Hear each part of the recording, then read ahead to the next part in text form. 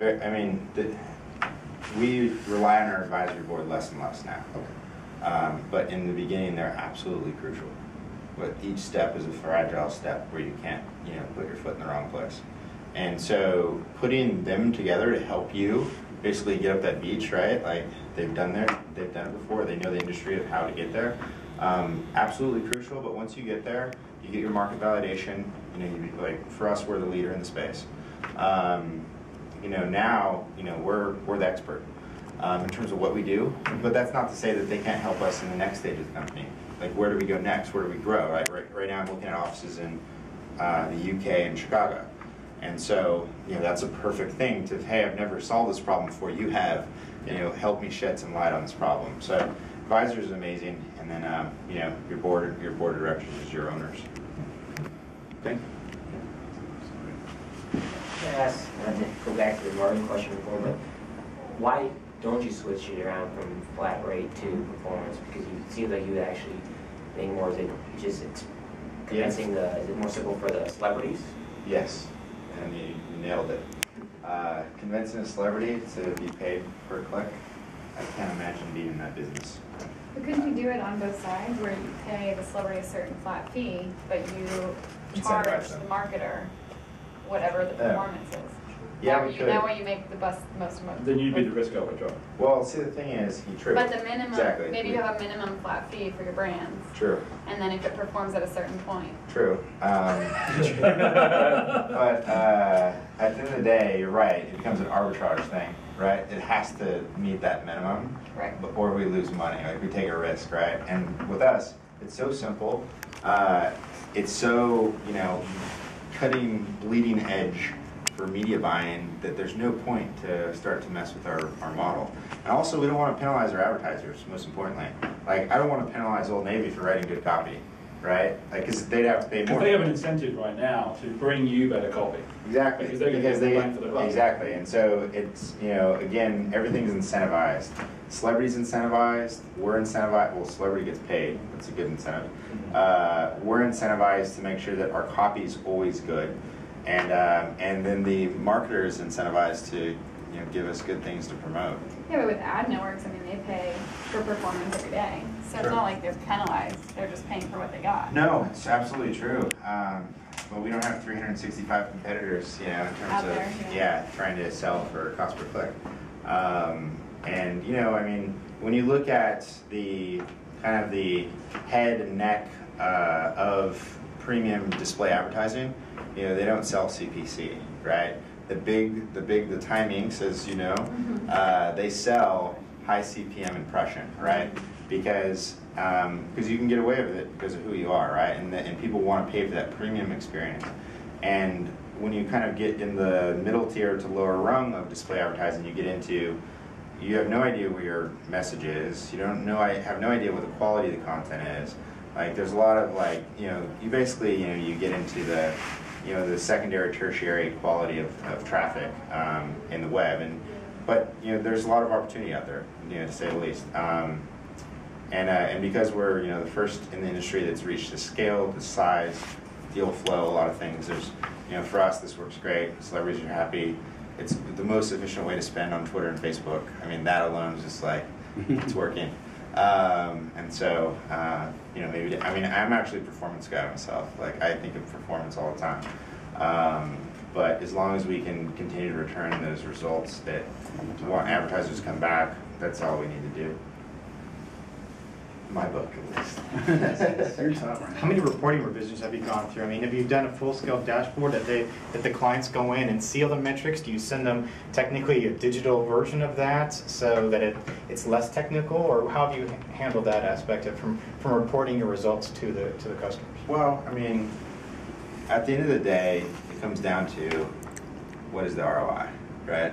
And then we can pretty that up however we want. We can give them geo layovers to see where the clicks came from. We can give them conversion metrics. We can give them whatever they want in terms of how many retweets, virality, earned media, all this stuff.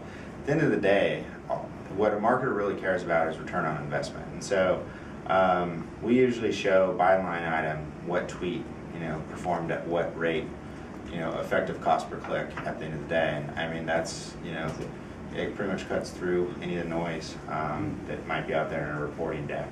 That must be awesome. Yeah, it's pretty simple. And we're all about keeping things simple. I mean, nothing's getting complicated here. I'm sorry.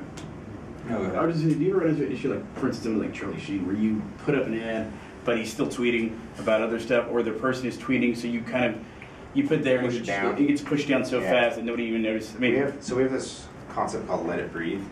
So we've done some coaching. And so with Charlie, when this went live, he was the last tweet for the day. And it happened at 11 a.m. Pacific time. So got a lot of runway out of that. Is that a part of the contract? No, it's not. It's just a principle. And so the thing is, our algorithm looks at their performance, right? And it prices them to effectively back out. So they know that if they start to push down their tweets and we're getting this like bad return on investment, then their price is going to drop down. So they are incentivized to let it breathe. Do you have a marketing or like an entertainment agent who came on board to actually handle the logistics of what you guys need to know? Because you guys were tech guys, maybe sales guys, but not entertainment, agents. I mean, how did you handle that leap? Oh man, that was a big leap. So no, we didn't. Now we do. But when we first started, I remember talking to my first celebrity on the phone, and I just thought how awkward it was, because I was accustomed to talking to direct response, like arbitrage affiliate guys, right? Like that used to be who I talked to every day. And here I am talking to a host of one of the largest television shows that's around dancing, and she's the sweetest thing, and I was like, wow, what a cool business this is, So for me, obviously they're just people and learning kind of like what their needs were, their objections and things like that, their concerns. Like that was a great experience for building the company from 4 of us and kind of like dealing directly with one of our constituents, that being the celebrity. So we did it for about 6 months ourselves before we actually hired someone that specialized in basically Hollywood relationships. Yeah. And now I'm, no longer on that side of the business, but I get to hear all the rumors. Yeah, you guys are on Twitter. You hear about it first. You gave up a job talking to Brooke Burke? No. I talked to her. That was this tough call. Yeah, so it's been hilarious though. I mean, the things we hear from celebrities. We have a folder.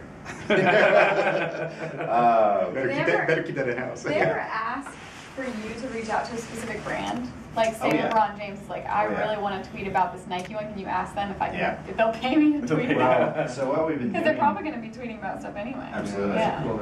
Yeah, and so what we do is we call it authenticity matching. So we can do it algorithmically when we can say like, hey, look, we know this talent tweets about this. Like, here you go, Procter & Gamble. Like, this is someone you should work with. That's one way we do it. The other way is to questionnaire. But now what we have is this little tool via Facebook where we can actually see a brand's fan page and determine who the biggest influencers are to that audience. And it's always a celebrity. And so we can look at, say, the top 200 brands on Facebook, and then we can say, interesting, 5 of our publishers are in the top 10, right? So that's a great way to approach a brand and say, hey, we see you're spending on Facebook, buying likes and whatnot. You should probably consider, the ad lead. No, wait, can you do it backwards where I'm LeBron James and I'm saying, hey Derek, there's a new Nike shoe coming out. Can you ask Nike if they'll pay me to tweet about it? Because he may not do it otherwise. We've had requests like that, and it's actually been pretty successful. We've had people that knew of an Xbox, certain NFL wide receiver, Xbox game that was coming out, and he's like, hey, I want to be part of this. Like, it's my favorite game. Right. And can you move my Xbox limits up so I can have a bigger fan base, right? So, brands understand what an influencer is, especially when they are a bona fide celebrity, right? So those conversations are fun, and they happen all the time. We had going on in South by Southwest this weekend. Is that why you're here? I was here so the media conferences are this week prior, and then it goes into interactive, and I'm actually going home and scheduled to come back next week for music, but it's still TBD. but hopefully I can hit up some concerts next week.